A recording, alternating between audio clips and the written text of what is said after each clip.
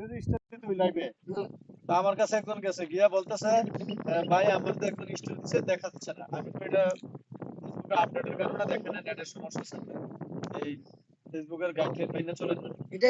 এটা শোনো না তারপরে আমিও দিছি, আমি দিয়া ওনাকে দেখাইছি যে দেখেন আমার স্টার দেখছে পরে। আমি কি এখন আমারটা গেছি নি কোন আইডিও দেখেন না এগুলার এইটা হইলো কি করেন, এটা হইলো প্রতারক বেরাম।